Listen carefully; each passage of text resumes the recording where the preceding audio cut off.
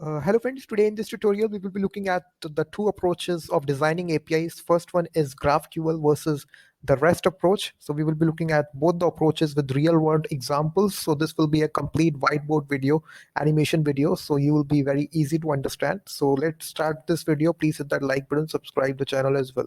So now guys, we will be telling you that the full form of REST. So basically it stands for representational state transfer. So basically it's this mechanism on how APIs should work. So basically whenever you develop APIs for CRUD operations, we have create, read, update, delete. So these are all the methods which are there inside this REST API. So this is developed by this computer scientist in 2000 year, which is called as Roy Fielding.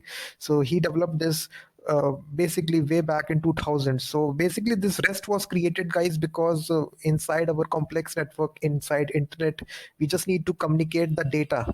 The state represents here the data, so we need to just communicate or transfer data in between the network like internet. So that's why this REST was created. It's not a protocol, it's just a mechanism on how the APIs should look. API stands for application programming interface. So whenever we make HTTP request to this API, the server must return a response. So basically this is just a simple paradigm or mechanism, you can say, how the traditional REST APIs should look like. So this is the ultimate formula that this guy created.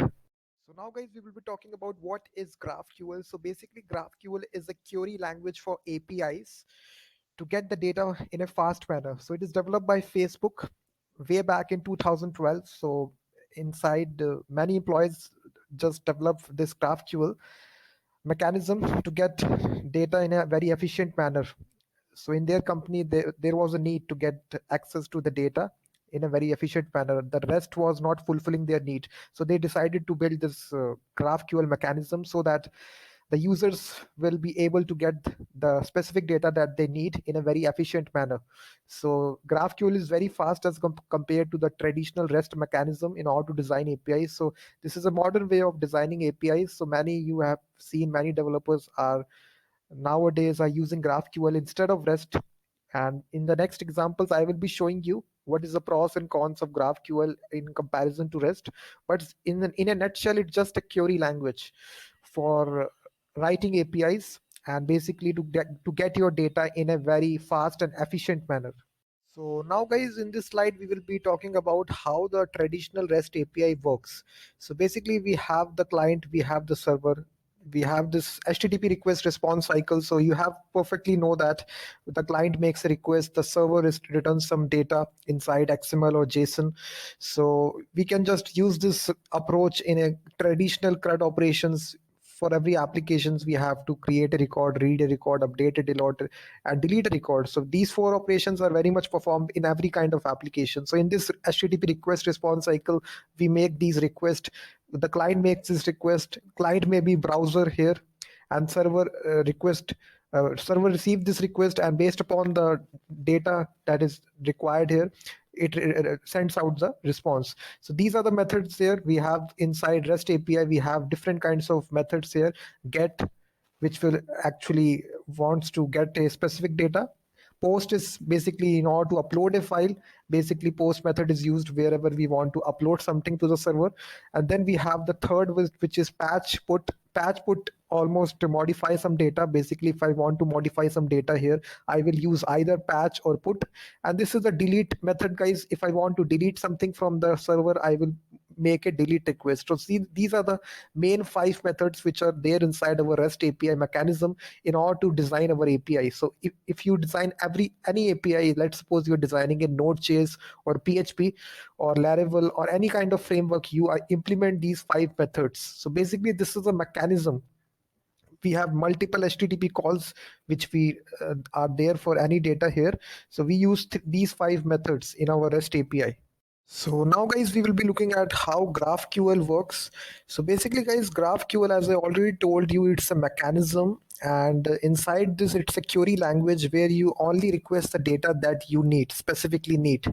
So all the rest of the data will not be returned. You will write at the client side what data you will need inside an object, and based upon that object, the GraphQL server will return only that data. It will return that JSON response.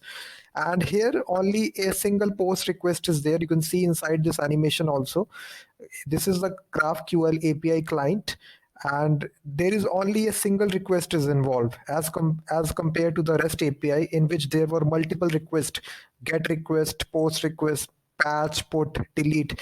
For every operation there were different requests out there, but in GraphQL there is a single post request on which the GraphQL engine operates. And for each data, if you want to get a data, post a data, you need to execute this post request. So this also becomes very much difficult to implement the CRUD operations, which is if you want to update a record or file uploading is very much difficult to implement inside GraphQL. There is no direct mechanism available as we have the REST API.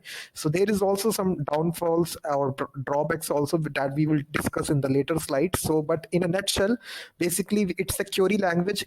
Inside this, you define your request data inside an object, and based upon that object, the GraphQL returns some data.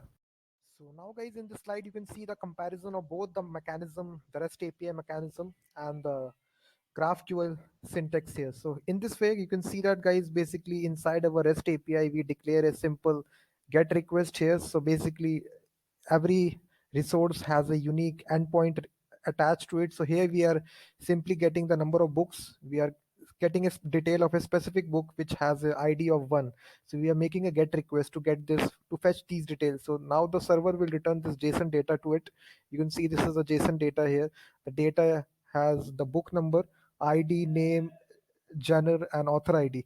So this is the information. And now basically, if you want to fetch information inside GraphQL, you will write inside this object. You will perfectly specify which information you will need. So you will not be getting the whole data. You will only get the data that you define in this left hand side object. You all, in this case, we are getting the name of the hero, and we also need to get the friends of it. So basically inside this, you will see this is a complex object, and here we are specifying the information that we will need for this, and depending upon that, the server will return that information to us. So here you can see this is GraphQL schema. So this is the schema that we need to define beforehand while we are developing the GraphQL API. So we will define what these resources mean. So hero is a character. The characters have 4 properties: name, friends, home, world, species. So each resource in GraphQL, guys, you need to write this GraphQL schema beforehand while you are developing the API. So now based upon this schema, you will write these objects, and based upon these objects, the server will return the information to us. So now guys, we will be comparing these two mechanisms based upon some parameters. First is deployment cost. So now if you want to deploy your REST API or GraphQL API, in terms of money, I will definitely choose REST API. This is a clear winner here, because for simpler applications, if you only want to design the CRUD operations inside the API, I will not choose GraphQL for this, because it also involves some complex tools, and it is not recommended that you want to deploy GraphQL API for that purpose. So if you're developing a very large enterprise based application, then definitely I will choose GraphQL, because the efficiency, the application will be fast. But if you're just deploying it, a very simple application, very simple API, you need to develop it, then obviously you will choose REST API, because it will be very fast to develop, and also it will be very not complex in terms of coding. So I think REST API wins here. So now guys, you'll be telling you about the next parameter, which is error handling. So basically whenever you are designing APIs, you will be running into errors. So in that situation, REST is again clearly winning here, because it has a status codes built in, which is 404, which is not found, 500, which is server error. So basically if you are designing APIs, if you get any sort of error, these status codes will be very much useful in REST design in order to catch errors and display to the user that some kind of error take place. While in GraphQL, it doesn't have error handling mechanism built into it as of now. when I'm recording this video. So for this, developers need to rely on third-party libraries, and in that situation, your code base also increases, your size of the code also increases. You need to complexity of the application also increases because you will need third-party modules for the basic functionality. So in that scenario, guys, error handling, if you're building the simple API, definitely I will recommend that you should use REST API instead of GraphQL.